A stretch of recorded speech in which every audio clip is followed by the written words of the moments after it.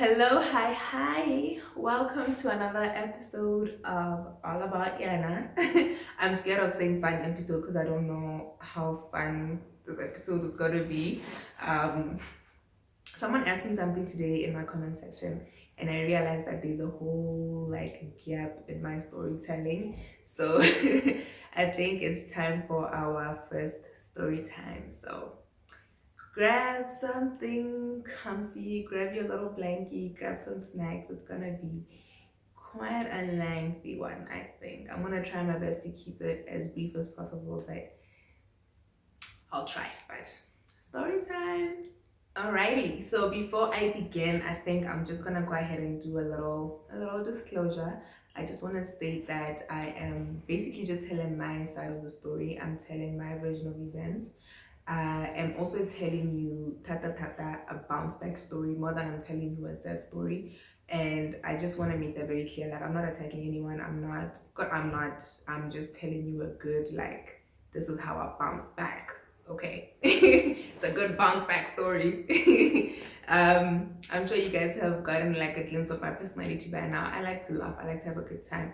And not if some things are just sad, but I'm one of those people that I like laugh at my pain. Like I'll laugh through it as much as I could. So if you hear me laughing, I don't want you to think like I'm thinking this story is a joke or it's funny. No, it's just you laugh so you don't cry kind of situation. So yeah, let's get to it, right? Woo! Okay, this was a hard one to tell. So when I was 10 years old, I lost my mom. My mom passed away when I was 10 and I moved in with my aunt. I lived with her for 8 years. Um, Fast forward to the time I was 18. That's where we're gonna tell the story from. I'm not gonna tell what happened in those 8 years because we could be here all night, honey. All night.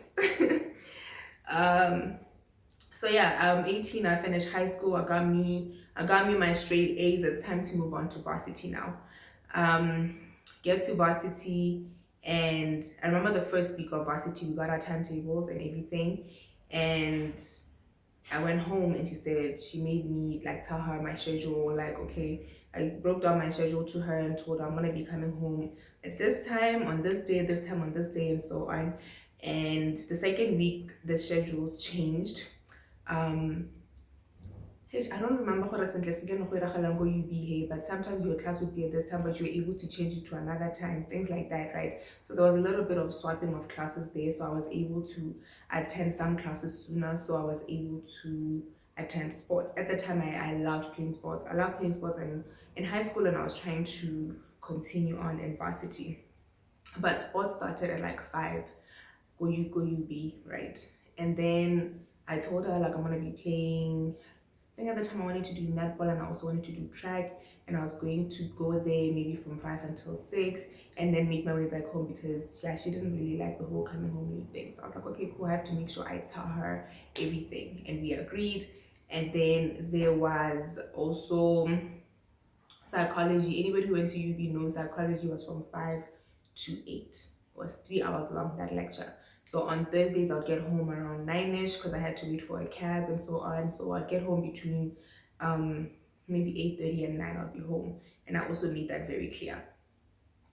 Then third week into UB, she calls me to her room and she's like, we need to talk about getting you a place closer to school because I see you come home late and it's not safe, so on. So she just sounded like a concerned parent to me. So I was like, okay, cool. No, that sounds like a good idea. Let's do it. So she's like, yeah, start looking around for a place that's closer to school and so on. And I was like, okay, cool, no problem. A few days later, she comes back to me and she's like, oh, so yeah, I was thinking we could get you like a 2.5 tiny. And I'm like, I thought this was about me getting a place closer to school. But now, 2.5, really tiny. Like, where's this coming from? So I think that's the moment it clicked in my head, like, yo, babes, you're no longer welcome here. You are no longer welcome. So I was just kind of like, oh, okay, cool. I was willing to take the 2.5 because in my head, I'm like, listen, at least you're being offered a place to stay. Like, rather that than being thrown out in the streets, right? That time I am estranged from all my family. members. The 8 years I stayed with her, I didn't talk to my family much. It was basically not allowed, but that's a story for another day. So I basically don't know any of my family members. The only people I can run to possibly are my friends who all live with their parents. So it's a little awkward, like, we see like what's going on, right?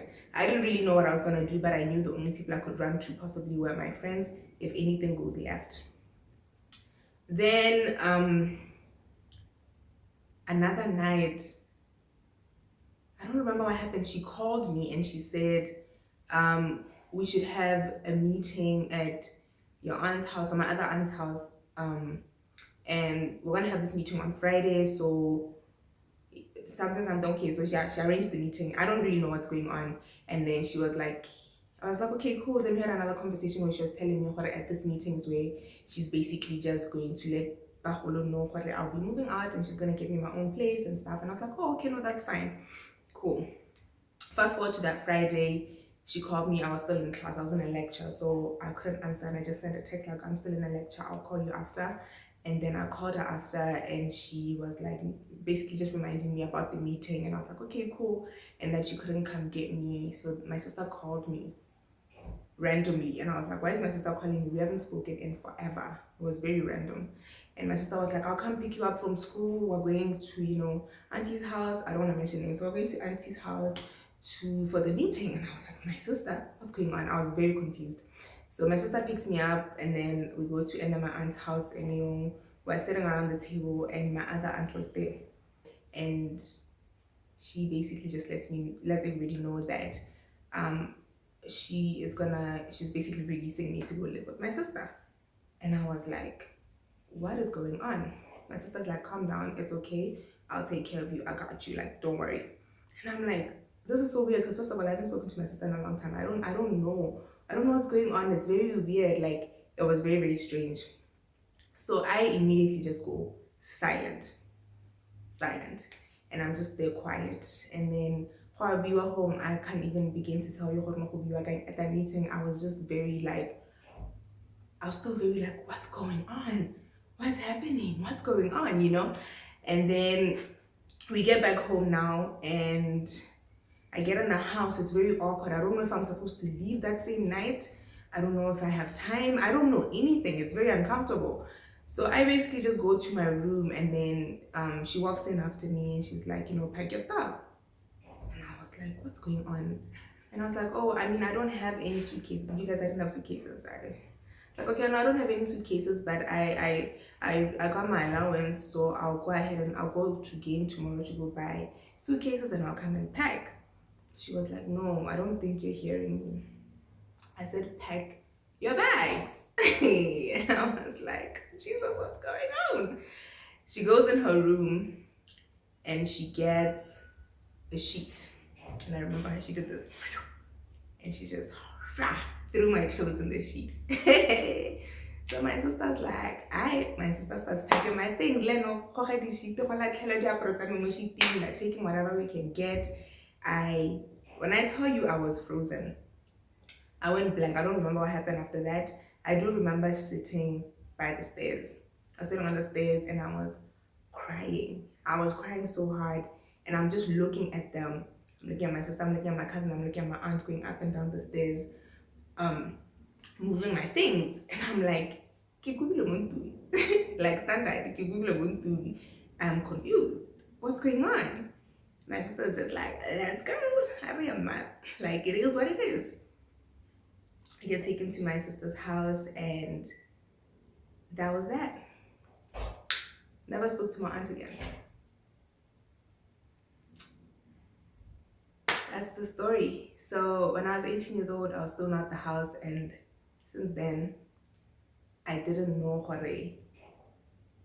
I didn't know that was really affecting me up until I was 26. So when I was 26 years old, I went through something and it was very, very deep, and I decided to go ahead and just go to therapy and get help. I get there and we start, therapists will almost always make you go back to your childhood and so on. And we went back to my childhood. Obviously, I was affected by my mother's death. We were able to talk about that, deal with that. I was affected by the fact that um, my father wasn't around. I was able to deal with that. I was able to talk to him. I'm now we're now like besties, and I was able to move on from that. And then there was one more thing that was affecting me, and it was the fact that I constantly felt like I don't have a home. I felt like I didn't have a place where I can go to that I can't get kicked out from.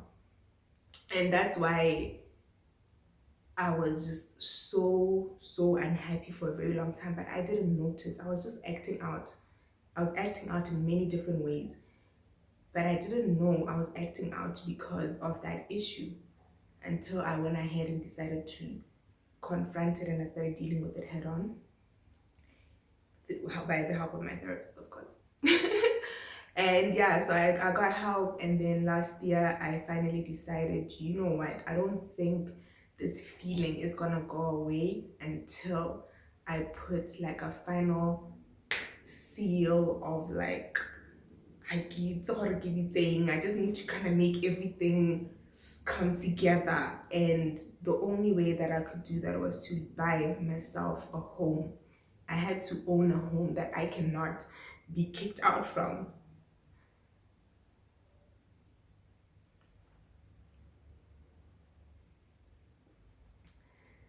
Oh my goodness, this is so random. Why am I still upset about this? It's been 10 years. So yeah, that's my bounce back story. I got help. I got me a job. I got me businesses. I got me some awesome people around me that always encourage me, fight for me, and make sure that I always win. I have like a really good support system, and that's mostly my friends and my cousins. And because of all this love I feel around me, because of my hard work, because of everything that I have put in, and most importantly, because of my mom, I was able to buy myself a home for my 28th birthday. And this story was part of my speech. And that's why everybody at my birthday was crying. Everybody was so happy for me because they know what I've been through. And yeah, that is why, if you haven't seen my birthday video, go check it out. Everybody was crying so hard.